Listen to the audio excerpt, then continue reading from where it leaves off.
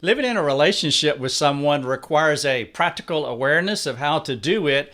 In this video, I'm going to share with you 6 practical thoughts for helping friends and enemies. You ready?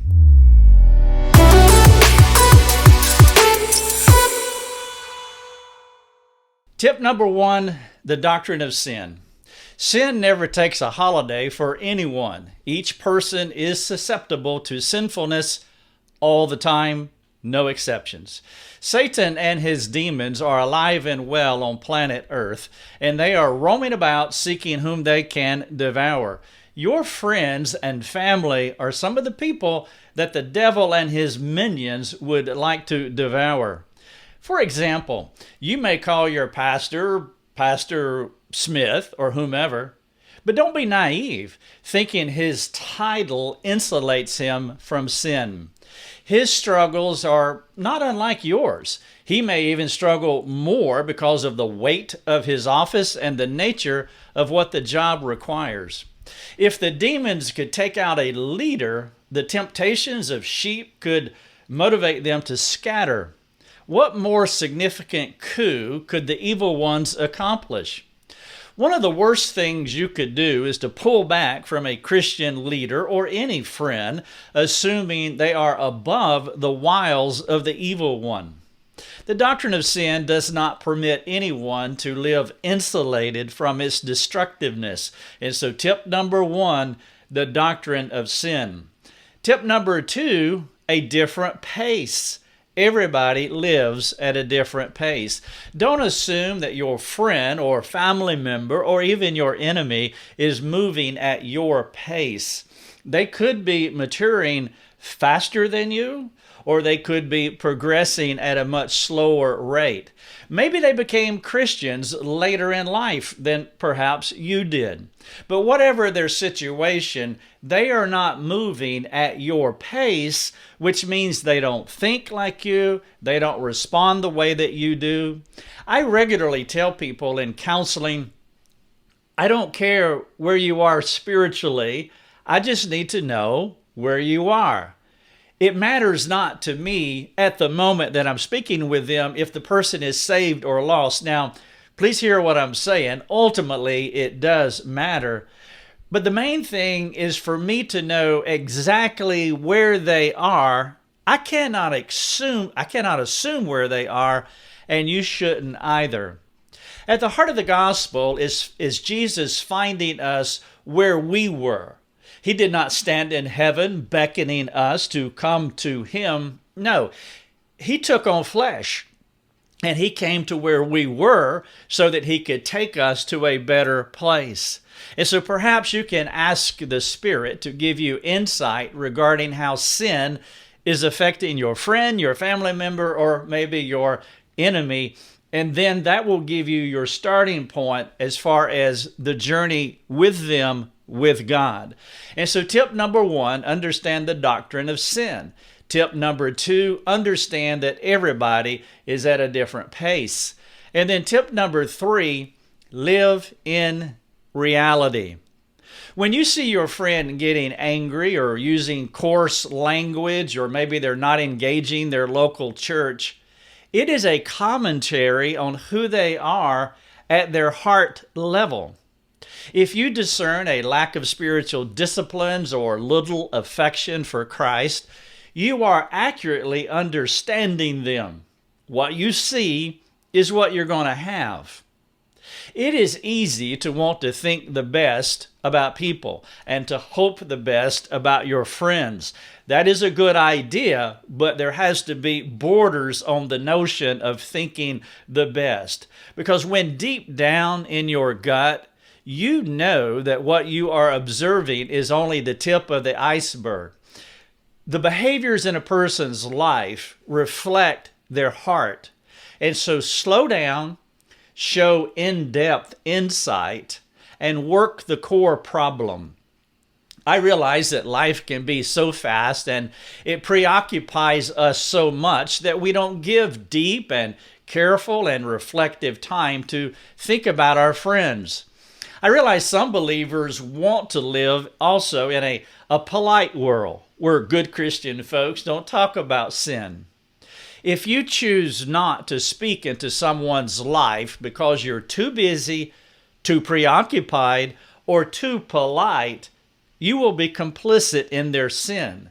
So point number 3, live in reality of where they actually are. And then point number 4, know their frame. As you pray for your friends or your enemies, you will discern their weaknesses. And that will enable you to develop a strategy to serve them with compassion. You remember what David said in Psalm 103, God knows our frame and he pities us because he knows our frame. Now, we are not omniscient, but we too can understand to a degree a person's frame. It's one way that we can imitate the Lord, albeit within our finite limitations and our imperfect perspectives. But as you learn them, there will be things that come to light, stuff that you could not see before because you were not as intentional with them or you weren't paying close attention enough. When you live in the light with your friends, the darkness will flee and you will discern them like never before. You will begin to learn their frame. And then will come the possibility, maybe, of self-righteous temptations. If this greater than, better than attitude happens along with your increased awareness of your friends, you will want to imitate the Lord here too. He was fully aware of who you were, who you are, and who you will be. And he does not react to you with a bad attitude. And so let your awareness about how God thinks about you modulate how you think about others. Point number 5, an attitude of forgiveness. Let's say the first 4 points, you understand the doctrine of sin. You get this thing about knowing that everybody has their own pace. You're living in reality. What you see is what you get. And then number 4, you know their frame, and now you have compassion on them. Now you want to add one more excellent tip to your list. And that excellent tip is an attitude of forgiveness. What you don't want to do is to cop an attitude toward the disappointing people in your life. Now, if you have done the first 4 things, or if you are doing the first 4 things that I've suggested, that will help you to have an attitude of forgiveness toward those disappointing people. It's easy to be disappointed by people. They let us down because they make mistakes. Now, for the record, you and I are part of the people that I am describing. We've done disappointing things to our friends, and we've done disappointing things to our enemies. If you don't adjust your attitude by making the playing field level for all, you could become bitter, you could become angry, you could become frustrated, disappointed, vengeful, or maybe some other unsavory response. A clear gospel perspective releases you from these kinds of traps. You do not have to let evil overcome you, according to what Paul said in Romans 12. There may be the need to ask the Lord to give you an attitude of forgiveness towards someone. You may not be able to forgive them transactionally because they are not asking you, but you can forgive them in your heart. And that's what an attitude of forgiveness is. And so point number 5, an attitude of forgiveness. And then point number 6, the last tip, pursue redemption. Though you hold your perspectives loosely because you're not omniscient, now you are ready to pursue friends and enemies redemptively.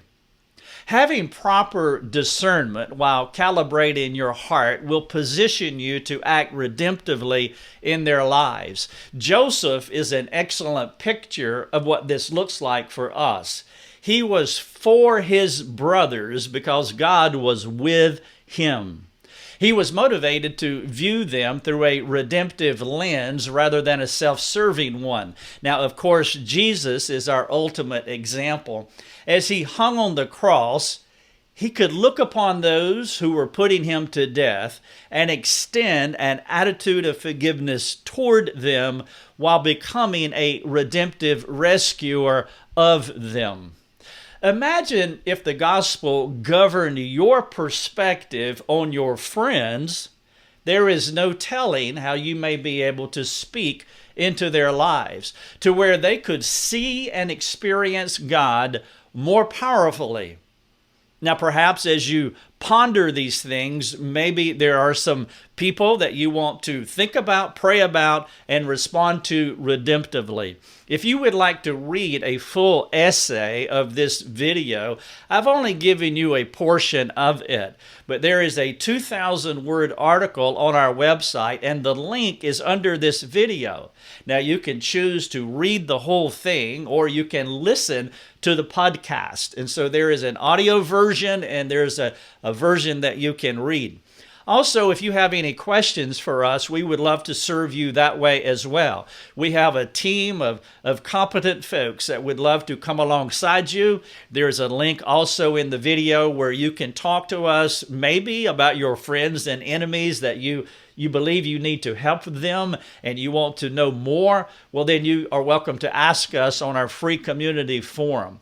Thank you so much for watching this video on 6 tips for helping your friends and your enemies.